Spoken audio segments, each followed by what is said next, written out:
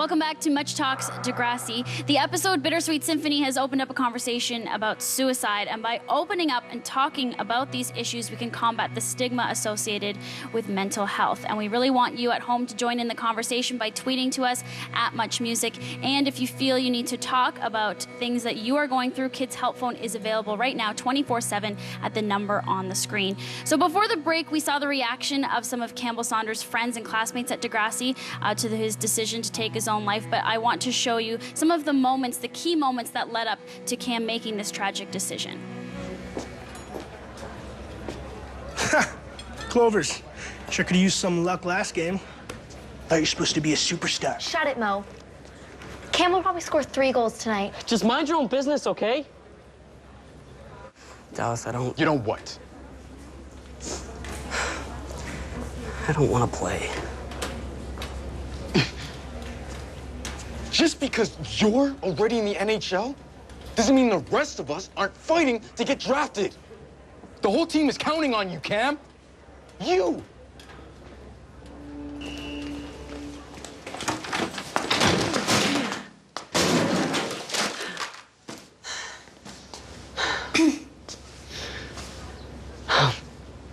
I'm sorry, I didn't know anyone was in here. I'll go. What's wrong? Everything. You know, I thought this semester was gonna be better, but I already messed it all up. Well, classes just started. You still have time to catch up. No, it's not school. At least not yet. So Dylan, being that you did have to have the happy highs and the low lows throughout playing Campbell, what did you deal with, or something that you struggled with as the actor to try and portray that? It's a tricky thing. For me as an actor, doing my research and hearing all these people's stories, I really wanted to do them justice. There is sort of the one big episode where it happens, but for me it was a longer process. And, so I wanted to be able to show the signs and make certain choices that translated onto the screen. And she brought up a very good point, actually. There were no signs. He seemed completely fine. And doing my research, I found that that was the case a lot of the time, is that there were no signs. They were very happy, or they seemed very happy. And that's why it's such a tricky thing. So, Dwayne, maybe you can address key signs and symptoms to even identify someone who's dealing with mental illness. I think it all starts with recognizing if there's a change in someone's normal behavior. So if they're sleeping a lot more, sleeping a lot less, not eating as much or eating a lot more. If you find them not engaging in activities that they like. So if he's not showing up to hockey practice as much or skipping games, things that you feel are just not characteristic of someone, is at least worth asking them, hey, is there something going on that you want to talk about?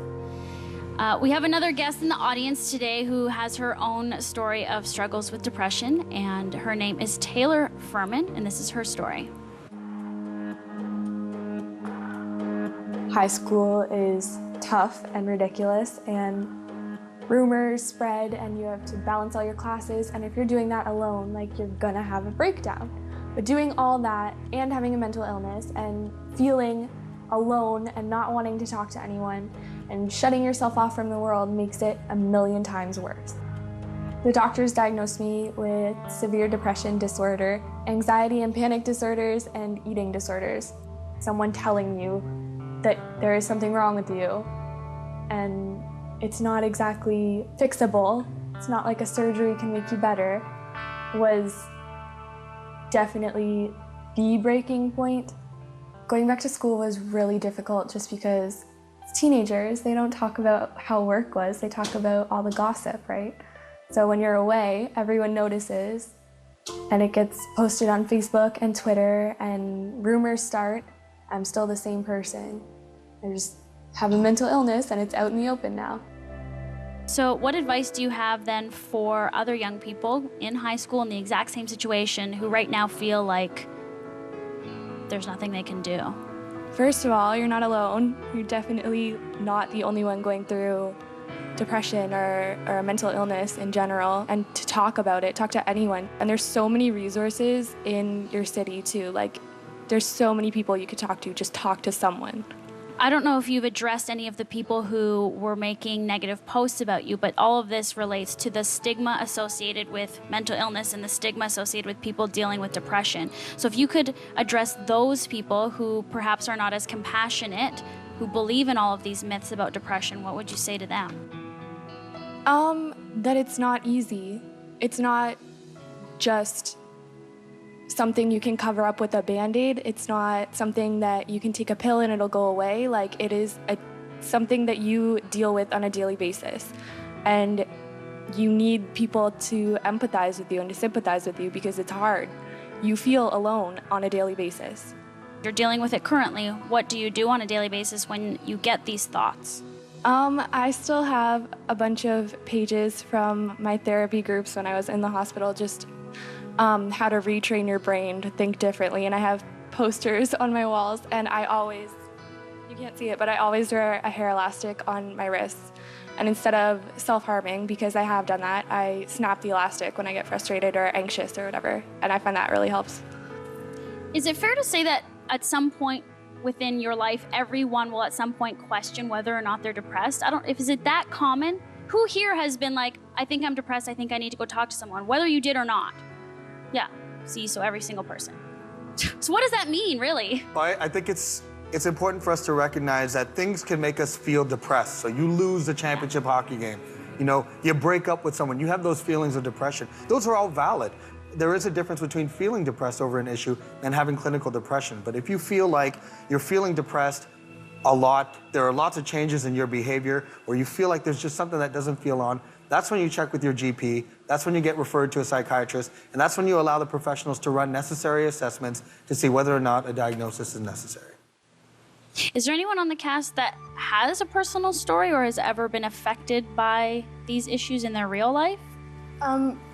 In a very slight way. I don't want this to seem like I suffered through an extreme episode of depression, but I went through a point in my life where everything just got a little bit more gray. I just wasn't as happy all the time, but part of me was really thinking that this was just a teenage thing, that I had to go through it, and I was probably just having a strange hormonal imbalance, and I was really I was getting caught up in questioning myself and questioning a desire to speak to someone who wasn't my parents, and thinking that that was really just an overreaction. But I finally got up the courage to speak to my parents and ask them if I could just go talk to someone. And it turned out that doing that was really a great decision, because I didn't bottle it up and say, this is something I can deal with on my own. This is not something to burden other people with. It's something I should talk about. And it wasn't severe depression. It was really just a moment in my life where I needed support from somewhere else. And I went out and I got it, and it was a really good decision. Well, and I think that's important to share and to nail home, and Dwayne, I'm sure you would agree, because it doesn't matter the extreme case, it doesn't matter how severe, because like you happen to catch it in time, and so for people watching at home, it's like any inclination, you know, should motivate you to talk to someone, right? Absolutely. Any opportunity for you to be able to express yourself, to receive that validation, normalizing your situation, and having people empathize with what you're going through is important. Also, something that I think is really important is not to feel like it's a selfish thing to do, to speak up and to say something, because it might feel as though your emotions aren't the most important in the situation, but you should say something to someone because someone else can help you deal. Don't ever feel like it's a selfish thing to do to talk about how you're feeling, like it's looking for attention, because you're not looking for attention, you're looking for help. We are going to take a break. When we come back, we're going to continue the conversation about depression and suicide and erase the stigma surrounding mental illness through this talk. This is Much Talks Degrassi.